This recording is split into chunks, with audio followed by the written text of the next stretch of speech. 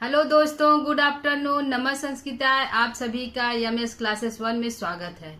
दोस्तों, आज हम लेकर उपस्थित हुए हैं जो अभिज्ञान शाकुंतलम की सूक्तियां। इससे पहले दोस्तों हम प्रश्नोत्तरी कर रहे थे। 4 भागों में हमने प्रश्नोत्तरी किया है, जो यूट्यूब चैनल पर या फिर आप जाकर प्ले लिस्ट से देख सकते हैं। ठीक है, तो आज हम पढ़ेंगे जो है महत्वपूर्ण सूक्तियां। क्या पढ़ेंगे? महत्वपूर्ण सूक्तियों को देखेंगे जो परीक्षा की दृष्टि से अत्यंत उपयोगी है। ठीक है, परीक्षा में इसमें जो सूक्तियां हैं सभी जो सूक्तियां हैं पूछी गई हैं। ठीक है दोस्तों, तो आइए इसको हम पढ़ना स्टार्ट करते हैं और इसके अर्थ को देखते हैं। ठीक है, पहली हमारी सूक्ति है कि न तादृशा आकृति विशेष गुणा विरोधिनो भवंती। जो गुणा विरोधिनो भवंती। ठीक है, तो इसमें जो है यह जो कथन किसका है, तो यह जैसे पंक्ति उठाकर पूछ दिया कि यह कथन जो है न तादृशा आकृति विशेष गुण विरोधिनो भवंती, यह जो सूक्ति है किसके द्वारा कही गई है, तो कही गई है दोस्तों प्रियंवदा के द्वारा। किसके द्वारा? प्रियंवदा के द्वारा कही गई है। सूक्ति जो है प्रियंवदा के द्वारा कही गई है। प्रियंवदा ने कहा, कब कहा दोस्तों? न तादृशा आकृति विशेष, जब अनुसुईया आशंका करती है। किस पे आशंका करती है दोस्तों? जब राजा दुष्यंत पर आशंका करती है कि वह जो राजा दुष्यंत है वह यहाँ से जब अंतःपुर में गए तो अपनी रानियों से मिलकर यहाँ की जो हमारी शकुंतला इसको भूल गए। हमारी शकुंतला को याद भी नहीं किया, एक चिट्ठी भी नहीं दिया, कुछ उनका आता पता नहीं है, क्योंकि जो शकुंतला है गर्भवती है। ठीक है, तो ऐसे अवस्था में वह जो अनुसुईया शंका करती है, वह जो है शंका करती है और प्रियंवदा से कहती है कहीं जाकर अंतःपुर में जाकर अपने रानियों से मिलकर कहीं शकुंतला को भूल तो नहीं गए। तब प्रियंवदा कहती है, अनुसुईया के कथन पर प्रियंवदा कहती है ऐसा नहीं है। जो आकृति से विशेष गुण वाले होते हैं, जो आकृति विशेष से सुंदर होते हैं, उनकी पर्सनालिटी अच्छी होती है, जो सुंदर होते हैं, स्वभाव से अच्छे होते हैं, वह गुण विरोधी नहीं होती है। मतलब आकृति विशेष से सुंदर होते हुए ऐसा नहीं हो कि वो अपने गुण के विरोधी हो। सुंदर है तो अच्छे उनके कर्म भी होंगे। ठीक है, तो वह जो है करे कि न तादृशा, ऐसा नहीं, जो आकृति विशेष से सुंदर है वह गुण विरोधी नहीं हो सकते, भवंती नहीं है। ऐसा कि जो आकृति विशेष से सुंदर व्यक्ति है, क्योंकि राजा जो दुष्यंत थे वह सुंदर थे, अच्छे थे, स्मार्ट थे, और जिसके कारण जो है जो शकुंतला उन पर आसक्त हुई थी। तो सुंदर आकृति वाले गुण विरोधी नहीं हो सकते। जो सुंदर आकृति वाले व्यक्ति हैं वह अपने गुणों का विरोध नहीं कर सकते। ऐसा नहीं है, राजा दुष्यंत अवश्य आएंगे, वो अपने गुणों के विरोध के अनुरूप नहीं जाएंगे। ठीक है दोस्तों, यह हमारी पहली सूक्ति का अर्थ हो गया। ठीक है, एक बार फिर से देख लेते हैं। प्रियंवदा कहती है अनुसुईया से कि न तादृशा आकृति विशेष गुण विरोधिनो भवंती। जो आकृति विशेष से सुंदर होते हैं, जो अच्छे हैं, लंबे हैं, सुंदर है, ऐसे आकृति विशेष वाले अपने गुणों के विरोध नहीं हो सकते, गुण विरोधी नहीं हो सकते। किसका कथन है दोस्तों? प्रियंवदा का कथन है। ठीक है, अनुसुईया के कहने पर प्रियंवदा कहती है। किस सर का है यह पूछ लिया कि यह जो किस अंक की कथा है, किस अंक में यह सूक्ति आई है, तो चतुर्थ अंक की है। ठीक है दोस्तों, चतुर्थ अंक में यह सूक्ति आई हुई है।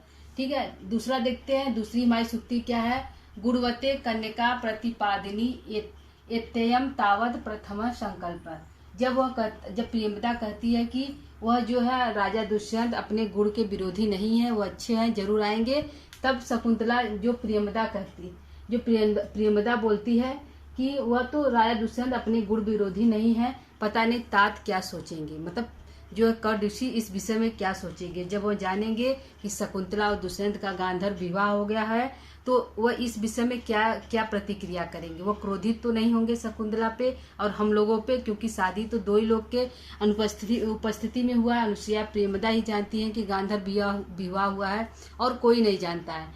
तो जो प्रियंवदा शंका करती है कि कहीं कर ऋषि जो है क्रोधित तो नहीं होंगे, इसके विपरीत तो नहीं होंगे, तब अनुसुईया कहती है। यह जो सूक्ति किसकी है दोस्तों? अनुसुईया की है। ठीक है, यह जो सूक्ति है अनुसुईया की। अनुसुईया कहती है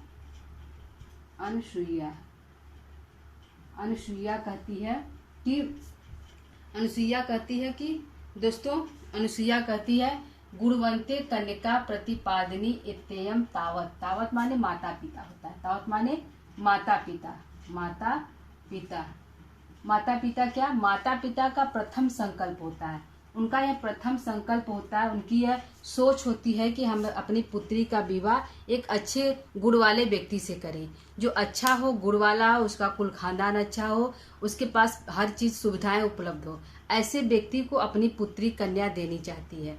यह जो अनुसुईया करे कि ऐसे सभी माता पिताओं को, यह सिर्फ तात की बात नहीं है दोस्तों, सभी माता पिताओं का यह प्रथम संकल्प होता है, यह उनकी प्रथम सोच होती है कि यदि हम अपनी पुत्री का विवाह कर रहे हैं तो अच्छे घरों में करें, लड़का कैसा है यह भी देखते हैं। तो सभी जो क्वालिटी जो देखते हैं कि तो यह जो है सभी माता पिताओं का प्रथम संकल्प होता है कि गुणवंते कन्या प्रतिपादनीयता, कि हम अपनी कन्या को गुणवान व्यक्ति को ही सौंपें, गुणवान व्यक्ति को ही अपनी कन्या को दें।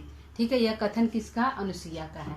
अनुसुईया कहती है गुणवते कन्या प्रतिपादनी एत्यम तावत प्रथम संकल्प। सभी माता पिता का यह प्रथम संकल्प होता है कि अपनी कन्या का उचित व्यक्ति से विवाह करें, अपनी कन्या का गुणवते कन्या, अपनी जो कन्या है उनको जो है प्रतिपादनी एत्यम, अच्छे कुल खानदान में उसका विवाह करे, अच्छे व्यक्ति से विवाह करे। यह जो सभी माता पिता का प्रथम संकल्प होता है। यह कौन कह रहा है दोस्तों, अनुसुईया कह रही है। ठीक है, यह पूछेगा कि यह जो सूक्ति है किसके द्वारा कही गई है, तो अनुसुईया के द्वारा कही गई है। अगर यह पूछा कि यह सूक्ति किस ग्रंथ से लिया गया है, तो जो अभिज्ञान शाकुंतलम से लिया गया है। और यदि क्वेश्चन पूछ लिया कि यह किस अंक की सूक्ति है, तो चतुर्थ अंक की सूक्ति है। ठीक है दोस्तों, 3 हमारा प्रश्न यहाँ पे बनेगा। तीसरा हम सूक्ति देखते हैं, स्मरिष्यति त्वाम न स बोधितो अपि सन कथा प्रमत्ता प्रथम कृतात इव। ठीक है, कृताम इव। ठीक, यह जो सूक्ति है किसके द्वारा कही गई है दोस्तों, यह जो सूक्ति है दुर्वासा ऋषि द्वारा कही गई है। किसके, दुर्वासा ऋषि द्वारा कहा गया है, दुर्वासा ऋषि द्वारा कहा गया है। दुर्वासा ऋषि जो कहते हैं, कहाँ से कहते हैं, नेपथ्य से कहते हैं दुर्वासा ऋषि। कब कहते हैं दोस्तों, जब वह अनुसुईया जब वो शकुंतला अपने पति के ध्यान में मग्न होकर कुटिया के पास बैठी रहती है और उन्हीं का चिंतन करती है, दुष्यंत का ही चिंतन करती है और सोचती रहती है, तभी जो है कुटिया में जो है ऋषि दुर्वासा प्रवेश करते हैं और बोलते हैं कि अहम बो मतलब कोई है अंदर। और इस पर मतलब आवाज देने पर वहां से शकुंतला कोई प्रतिक्रिया नहीं करती है, कोई जवाब नहीं देती है। कुछ देर इंतजार करने के बाद वह ऋषि जो दुर्वासा ऋषि बहुत अधिक क्रोधित हो जाते हैं और वह देखते हैं कि यह जो शकुंतला है किसी के मग्न में मतलब स्मरण में इस तरह खोई हुई है कि मुझ जैसे तपस्वी के उपस्थित होने पर भी इसको मेरा ज्ञात नहीं है। वह इतनी ज्यादा उसमें खोई हुई है दुष्यंत में कि वह मुझे नहीं देख रही है, मेरी तपस्या को नहीं देख रही है। इस बात पर क्रोधित होकर जो दुर्वासा ऋषि ने श्राप दिया। तो श्राप में क्या दिया, श्राप तो दिया, लेकिन श्राप दिया क्या, तो श्राप दिया कि जिसे तुम याद कर रही हो, मुझ जैसे तपस्वी के आने पर हम जैसे तपस्वी का अनादर कर रही हो, सेवा सत्कार नहीं कर रही हो, हम जैसे तपस्वी को तुम भूल गई हो, तो जिसको तुम याद कर रही हो, क्या है, जिसको तुम याद कर रही हो, त्वाम माने तुम, स्मृति माने याद कर रही हो, बोध न स वह तुमको याद नहीं करेगा। मतलब सह माने वह, सह माने वह, त्वाम माने तुमको, न स्मृति वह तुमको याद नहीं करे। जिसको तुम याद कर रही हो, मुझ जैसे तपस्वी के आने पर तुम मुझे तपस्वी को नहीं जान पा रही हो कि हम आए हैं, हम इतने में तपस्वी हैं, हम यहाँ पे तुम्हारे द्वार पर उपस्थित हुए हैं, तुम हम जैसे तपस्वी को नहीं जान पा रही हो। तो जिसके याद में तुम खोई हुई हो, जिसके स्मरण में तुम मुझे जैसे तपस्वी को भूल गई हो, वह तुम्हारे याद दिलाने पर वह तुमको भूल जाएगा। क्या करेगा, न स त्वाम स्मृति, वह तुमको याद नहीं करेगा।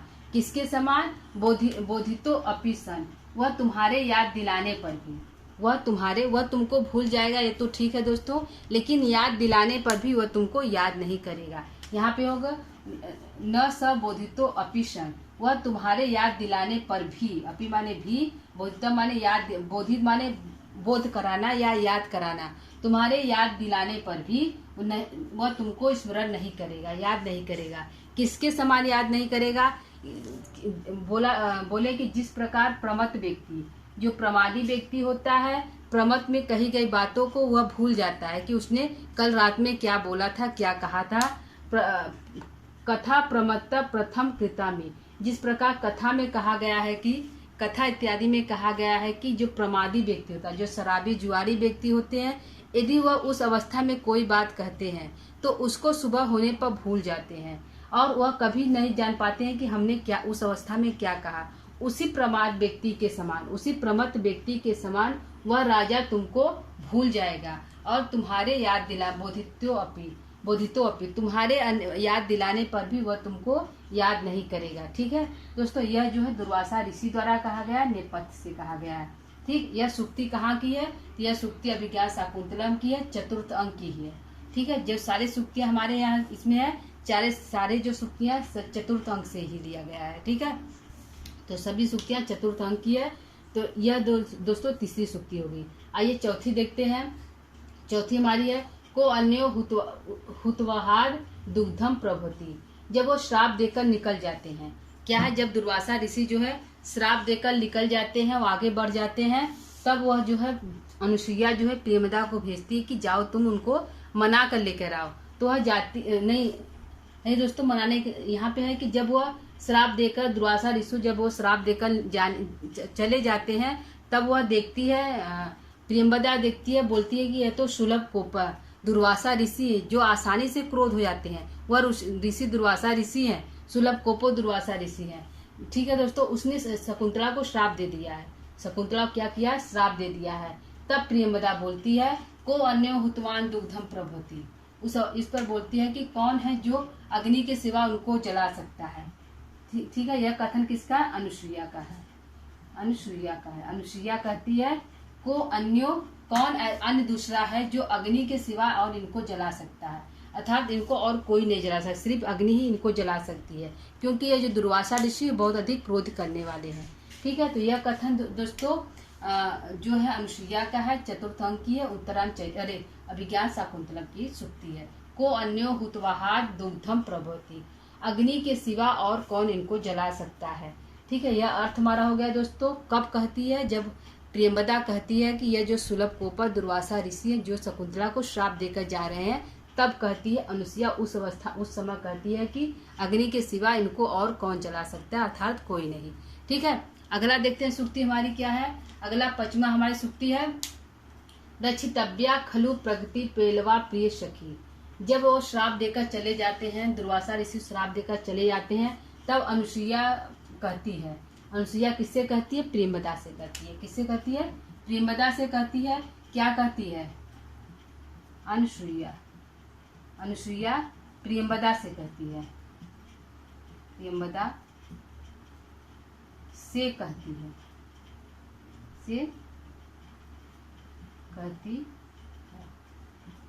ठीक है दोस्तों, प्रेमदा से कहती है। क्या कहती है दोस्तों? रचितव्या खलु प्रगति पेलवा प्रिय सखी, जो दुर्वासा ऋषि श्राप देकर चले गए हैं, तो यह जो बात है, जो यह श्राप की घटना हुई है, यह हम दोनों की बीच में ही रहना चाहिए। शकुंतला को इस बात की खबर नहीं होनी चाहिए, नहीं तो बेचारी वह तो ऐसे ही दुखी है, क्योंकि पति की याद में वह दुखी है, राजा उसको लेने नहीं आ रहा, वह बहुत दुखी है, तो वह ऐसे ही बहुत दुखी है। तो यह जो दोनों बात है रचितव्या, हम दोनों को अपनी प्रकृति पेलवा प्रिय सखी, जो हमारी प्रिय सखी शकुंतला है, उसकी रक्षा करनी चाहिए निश्चय रूप से। खलुआ निश्चय रूप से रचितव्या, उसकी रक्षा करनी चाहिए। जो प्रकृति पेलवा प्रिय सखी, जो हमारी प्रिय सखी है, उसकी रक्षा करनी चाहिए। कैसे रक्षा करनी चाहिए? कि यह जो घटना, जो श्राप की घटना हुई है, इसको हमें अपनी सखी शकुंतला से नहीं बताना है। यह जो दोनों बात है, जो यह बात है, हम दोनों के मुख तक ही रहना चाहिए। क्या है? हम दोनों के मुख तक ही रहना चाहिए, तीसरे को नहीं पता होना चाहिए। हम दोए मुख, हम दोनों के मुख में ही रहना चाहिए, तीसरों को नहीं पता होना चाहिए। यह जो कहती अनुसुईया कहती है प्रेमदा से। कब कहती? जब वो श्राप देकर ऋषि दुर्वासा चले जाते हैं, तब कि हमें अपनी प्रिय सखी की रक्षा करनी चाहिए। प्रिय सखी रक्षितव्या खलु, अपनी प्रिय सखी की रक्षा करनी चाहिए, जो प्रकृति से ही कोमल और सुकुमार है। ठीक है, अगला देखते हैं। नामो श्रदकेन नव मालिका सिंचती, तब प्रेमदा कहती है। तब यह कथन किसका है दोस्तों? प्रेमदा का। प्रेमदा तब कहती है, प्रियंवदा कहती है, प्रियंवदा अनुसुईया से कहती है, अनुसुईया से कहती है, अनुसुईया से कहती है। क्या कहती है दोस्तों? जब अनुसुईया कहती है कि यह बात हम दोनों के बीच में रहनी चाहिए, हमारी प्रिय सखी जो शकुंतला उसको पता नहीं होना चाहिए, किसी और को भी पता नहीं होना चाहिए इस श्राप की घटना है। ठीक है। तब प्रियंवदा कहती है कि जो 9 मालिका है, जो कोमल 9 मालिका, जिस प्रकार 9 मालिका वृक्षों को यदि गर्म जल हम देंगे तो वह सूख जाएगा, उसी प्रकार जो अनुसुईया वह 9 मालिका वृक्ष की तरह है, कोमल वृक्ष की तरह है। यदि हम श्राप की घटना उसको बताएंगे तो वह भी 9 मालिका वृक्ष की तरह मुरझाकर गिर जाएगी। जिस प्रकार यदि गर्म जल को, यहाँ पे है नवो श्रोदेकेन माने गर्म जल को, ठीक है, उदकेन माने गर्म जल को, यदि हम गर्म जल को 9 मालिका से सिंचित करें, यदि 9 मालिका वृक्ष को यदि हम गर्म जल से सिंचित करेंगे तो वह सूख जाएगा। ठीक है। सिंचती माने यदि हम सिंचन करेंगे 9 मालिका वृक्ष को, पौधे को यदि हम सिंचित करेंगे, किससे? गर्म जल से। गर्म जल से यदि हम सिंचित करेंगे तो क्या होगा? सूख जाएगा। उसी प्रकार यह जो शकुंतला है हमारी 9 मालिका जो है वृक्ष के समान है, 9 मालिका पौधे की समान है। यदि उसको हम इस सांप की घटना को बताएंगे हम दोनों, तो उसी पौधे की समान यह भी सूख जाएगी। मतलब यह जो श्राप है मानो गर्म जल के समान है, यदि उसको हम बताएंगे तो वह उसी प्रकार सूख जाएगी जिस प्रकार 9 मालिका जो है वृक्ष सूख जाता है। ठीक है। यह प्रेमदा कथन है अनुसुईया के लिए। ठीक है। अगला देखते हैं। तेजो द्वयस युग पद व्यसनो दयाभ्याम लोको नियमयत इवात्य दशा अंतरेशु। इसमें जो है यह जो कथन है दोस्तों, ऋषि के जो है कर्ण के शिष्य का है। किसके है? ऋषि कर्ण के शिष्य का है, शिष्य का कथन है। ठीक है। शिष्य का कथन है।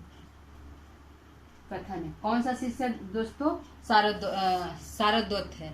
ठीक है। सारद्वत कहता है वह जो है, यह जो है जब कर्ण ऋषि आश्रम प्रवेश करते हैं तो रात को ही वह बोलते हैं, अपने शिष्य से बोलते हैं कि बाहर जाकर देखो कि क्या हो गया, सूर्य उदित हो रहा है, सुबह हो गई, 4 जो है भोर की बेला हो गई है, यज्ञ हवन इत्यादि करने की जो बेला है वह हो गई है क्या, यह देखकर बाहर आओ।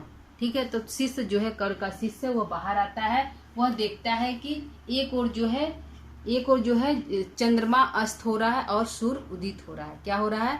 चंद्रमा अस्त हो रहा है और सूर्य उदित हो रहा है। इस अवस्था को देखकर जो ऋषि का जो कर्ण ऋषि की जो शिष्य है वह बोल रहे हैं, वह मन में विचार कर रहे हैं, सोच रहे हैं कि तेजो द्वयस युगपथ है, जो यह 2 तेज हैं, जो सूर्य और चंद्रमा, यह जो तेज है, यह जो तेज है युगपथ वैष्णोदभ्याम लोको नियमत, यह जो दोनों तेज हैं, एक अस्त हो रहा है और दूसरा उदित हो रहा है। मानो यह दोनों तेज लोको माने इस संसार को, नियत्यम माने इवा दशांतरित, इस संसार के दशा को बता रहा है। क्या कर रहा है? इस संसार के दशा को, दशांतरेशु, दशा को बता रहा है कि जिस प्रकार इस संसार में दुख के बाद सुख आता है और सुख के बाद दुख आता है, यह स्थिर नहीं रहता। यह जो क्रिया है सुख और दुख का, यह स्थिर नहीं रहता, यह आता और चला जाता है। यदि सुख आया है तो दुख निश्चित आएगा, यदि दुख आया तो सुख भी निश्चित आएगा। यह जो क्रिया है आते जाती रहती है।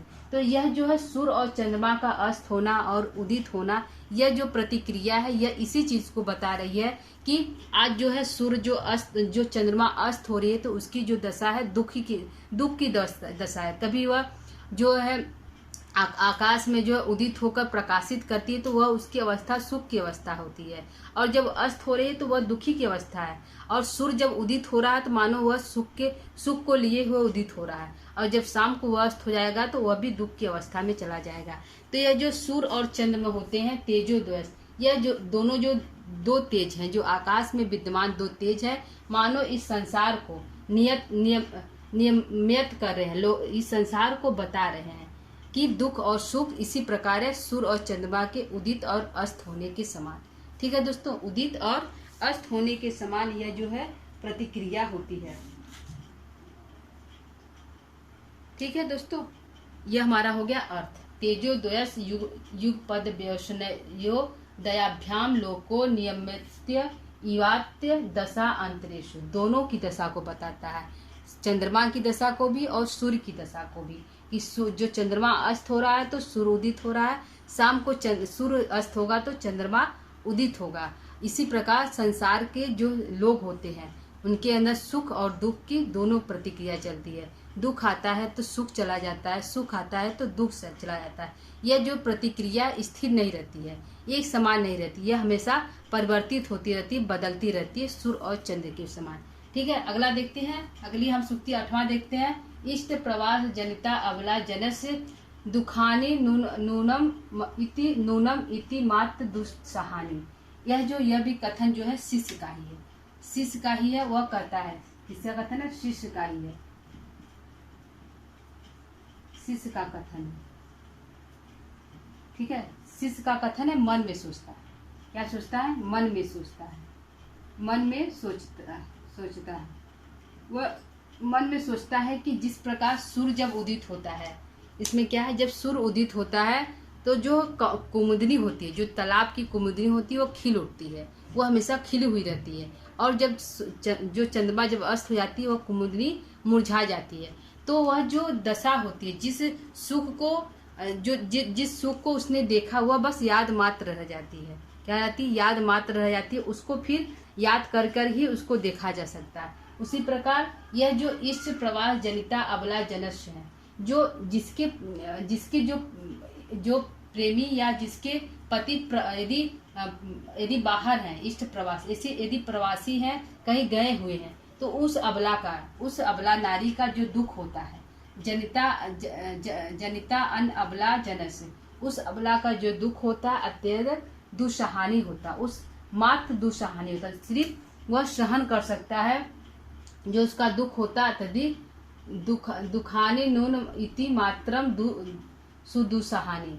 इसमें जो है शिष्य सोचता है कि जिस प्रकार जो है कौमुदी चंद्रमा के उदित होने पर कौमुदी खिलती रहती, वह जो दशा होती है उसको याद करके ही देखा जा सकता है। उसी प्रकार जो अबला जन है, जो जिसके पति परदेश गए हैं या बाहर चले गए हैं, तो उस अबला जन का जो दुख होता है अत्यधिक दुस्सहानी होता है, उसको सहन नहीं किया जा सकता, वह बहुत कष्टकारी होता है। वह किस प्रकार?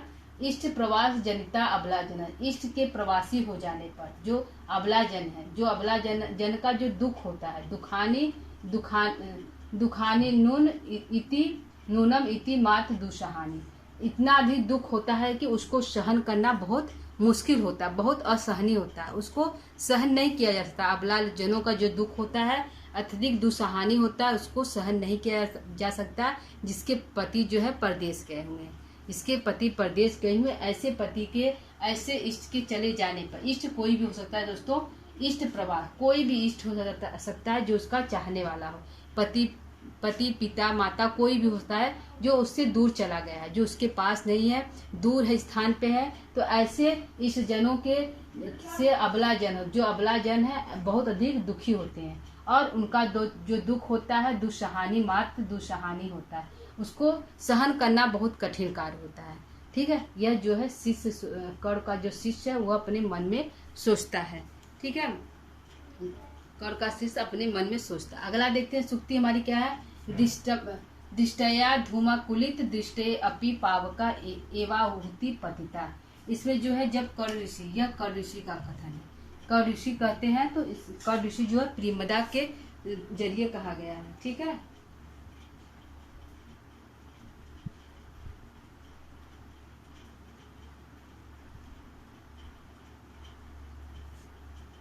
ठीक है, यह जो है कर्ण ऋषि का कथन है, लेकिन प्रियमदा द्वारा कहा गया। कर्ण ऋषि का कथन है, प्रियमदा द्वारा बोला गया है, कथन है प्रियमदा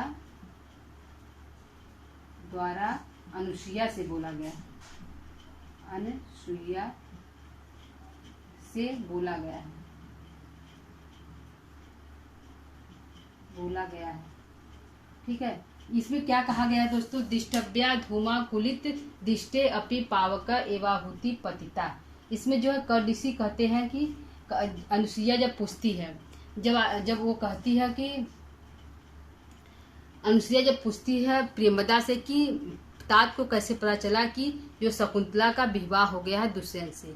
तब वह बताती है कर्ण ऋषि की, वह जो ऋषि जो है तात है, वह बोल रहे थे, बता रहे थे कि यह जो है शकुंतला को गले लगाकर, वह शकुंतला से ही बोल रहे थे कि जो तुमने विवाह किया है ये वह अच्छे कुल खानदान में किया, मतलब अच्छा कार्य किया है। तो उसी बात को जो है प्रियमदा बताती है अनुसुईया से कि जो धुएं से व्याकुल यदि नेत्र हो, यदि, क्योंकि जो शकुंतला वो धुएं से व्याकुल थी, वो प्रेम में इतनी आतुर थी कि उसको कुछ दिखाई नहीं दिया, वह शादी भी कर ली और बताई भी नहीं किसी से। तो जो धुएं से व्याकुल होता है, यदि हवन इत्यादि किया जाता है दोस्तों, तो धुआं इतना ज्यादा निकलता है कि आंखों से कुछ भी दिखाई नहीं देता है। उस समय यदि अग्नि में आहुति दी जाए, यदि अग्नि में हवन डाला जाए तो वह किधर पड़ेगा यह पता नहीं।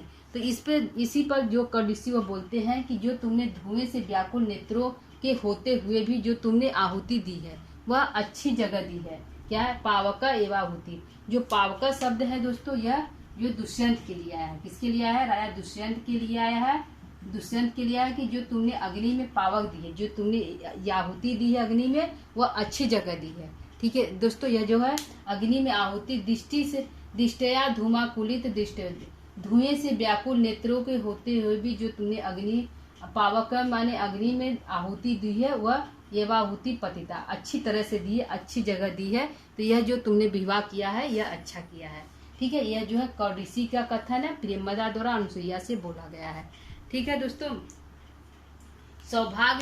सौभाग्य से धुएं से व्याकुल दृष्टि वाले यजमान की जो आहुति होती है ठीक अग्नि में ही पड़ी है।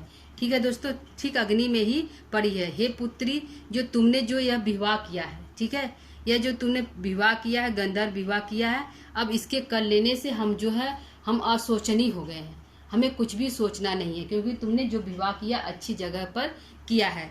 ठीक है, अच्छी जगह पर किया। शकुंतला दुष्यंत के पास पहुंच गई, यह मेरे लिए बड़ी सौभाग्य की बात है। ठीक है, यह सौभाग्य की है कि उसके एक सतमात्र को ग्रहण किया है। ठीक, तो यह जो है कथन है कर्ण द्वारा कहा गया है। ठीक, यह इम्पोर्टेंट है दोस्तों, पूछा गया है। यहाँ पे प्रश्न हमारा यहाँ बनेगा पावका, कि पावका शब्द किसके लिए आया है? तो पावका शब्द दोस्तों दुष्यंत के लिए आया है। और अग्नि से धुएं से व्याकुल कौन है? तो शकुंतला है। धुएं से व्याकुल कौन है? तो शकुंतला है। शकुंतला जो है धुएं से, यदि पूछा कि धुएं से जो व्याकुल है, धूमाकुलित दृष्टि अपी किसके लिए आया? तो शकुंतला के लिए आया है। ठीक, अगला हम देखते हैं सूक्ति। प्रियंते गृहिण कथम नु तनया विश्लेषण दुखनय एवं। ठीक है, यह जो सूक्ति है यह कर्ण ऋषि द्वारा बोला गया है। किसके द्वारा है? कर्ण ऋषि द्वारा कहा गया है। कर्ण ऋषि द्वारा कहा गया है। ठीक, कर्ण ऋषि द्वारा बोला गया है। क्या बोला गया है दोस्तों? कि वह जब शकुंतला की विदाई होती है, जब वह शकुंतला को विदा करने की बोल देते हैं कि शकुंतला की आज विदाई होगी, तब वह सोचते हुए इतना सोचते हैं कि आज ही शकुंतला जाएगी, ऐसा सोचते हैं, जिससे सोचने से उनके हृदय में बहुत अधिक दर्द होता है, वह बहुत अधिक दुखी होते हैं, हृदय से बहुत अधिक दुखी होते हैं, जिससे कि उनका गला रुक जाता है। उनका जो गला रुक जाता है, वो कुछ बोल नहीं पाते, गला अवरुद्ध हो जाता है। तो वह जो है ऋषि कर्ण कहते हैं कि यदि मुझ जैसा तपस्वी, जो शकुंतला का सगा पिता नहीं है, जो शकुंतला का सगा पिता नहीं, वह इतना दुखी है, आज शकुंतला आज ही अपने पति गृह को जाएगी, इस पर सोचने पर जो कर्ण ऋषि का हृदय व्याकुल हो गया है, उनका कंठ रुक गया है, उनकी जो श्वास है ऊपर नीचे चल रही है, और बहुत अधिक दुखी है। इस पर सोचते हैं कि यह जो शकुंतला है और मुझ जैसा जो तपस्वी है, मुझ जैसा तपस्वी यदि इतना दुखी है, जो इसका शकुंतला का पिता भी नहीं है, सिर्फ इसका पालन पोषण किया है, इसके विदाई होने की बात सुनकर ही इतना अधिक दुखी है, इस जंगल में रहते हुए तपस्या कर रहा है, मुझे तपस्वी मुझ जैसा तपस्वी यदि इतना अधिक दुखी है, तो जो प्रियंते गृहिण, जो गृहिणी होते हैं, जो गृहिणी होते हैं, जिसने अपनी कन्या, अपनी पुत्री को जन्म दिया है, जो अपनी पुत्री का पालन पोषण किया है, जो जिसका जीवन गृहस्थ जीवन है, जिसके बच्चे होते हैं, जिसका पालन पोषण किया जाता है, यदि जब वह शादी विवाह करके अपनी लड़की का विदा करता है, तो वह कितना दुखी होगा। इस पर कर्ण ऋषि सोचते हैं कि प्रियंते गृहिण कथम नु तनया विश्लेषण दुखई नैवी। जब प्रियंते मतलब कितनी अधिक दुखी होते होंगे गृहिणी, जो माता पिता होते हैं, जो गृहिणी माता पिता हैं, वह कितने अधिक दुखी होते होंगे अपनी अपनी पुत्री तनया माने पुत्री, विश्लेष माने अलग होने पर। पुत्री के अलग होने पर उनका जो दुख होता है असहनीय होता है। वह कितना अधिक दुखी होते होंगे अपनी अपनी पुत्री का विदाई करते हुए, जो गृहस्थ वाले होते हैं। यदि हम जैसा तपस्वी इतना दुखी हो रहा है शकुंतला की विदाई को लेकर, शकुंतला आज ही घर जाएगी ऐसा सोचकर यदि हम जैसा तपस्वी इतना अधिक दुखी हो रहा है, तो जो गृहस्थ है, जो गृहिणी है, जो जिनका जीवन गृहस्थ है, जिसने बच्चे पैदा किया है, जिसने शादी बड़ा किया है और शादी विवाह करके जब वो अपनी कन्या का, जो अपनी पुत्री का जब वह विदाई करता है, तो वह कितना दुखी होता होगा, यदि हम जैसा तपस्वी इतना दुखी है। तो यदि हम जैसा तपस्वी इतना अधिक दुखी है तो वह कितना दुखी होता होगा, उसके लिए तो यह दुख असहनीय होगा, वह बहुत अधिक दुखी होगा। ठीक है, यह जो कथन प्रियंती माने दुखी होगा, गृहिणी माने जो गृहस्थ जीवन जीता है, कथम माने निश्चित रूप से, तनया माने पुत्री, विश्लेष माने अलग होने पर उनका जो दुख हो, जब अपनी पुत्री से वो अलग होते हैं, जब अपनी पुत्री की विदाई करते हैं, तो वह कितना दुखी होते होंगे यदि हम इतना दुखी हैं तब। ठीक है, यह कर्ण ऋषि का कथन है दोस्तों। यह हमारा जो सूक्ति है, 10 सूक्तियों को लेकर हम उपस्थित हुए हैं। 10 सूक्तियों जो है इम्पॉर्टेंट है दोस्तों, परीक्षा में पूछी गई सूक्ति है और सारे सूक्ति इम्पॉर्टेंट है। ठीक है दोस्तों, तो यह जो सूक्ति है आज का हमारा जो है क्लास आप लोगों को कैसा लगा दोस्तों। क्लास को यहीं पर हम समाप्त करेंगे। जो कुछ सूक्तियां हमारी बची है, शायद 10 सूक्तियां हमारी और होंगी, तो उसको हम कल लेकर उपस्थित होंगे। आज के लिए इतना ही दोस्तों। इस सूक्ति को, इस क्लास को आप लोग पढ़ लीजिएगा, यह परीक्षा दृष्टि से बहुत उपयोगी है। ठीक है, तो क्लास को यहीं पर हम विराम देंगे दोस्तों। क्लास को हमारा कैसा लगा कमेंट इत्यादि के माध्यम से आप बता सकते हैं, सब्सक्राइब भी कर सकते हैं। ठीक है दोस्तों, तो क्लास को यहीं पर समाप्त करेंगे। नमः संस्कृताय।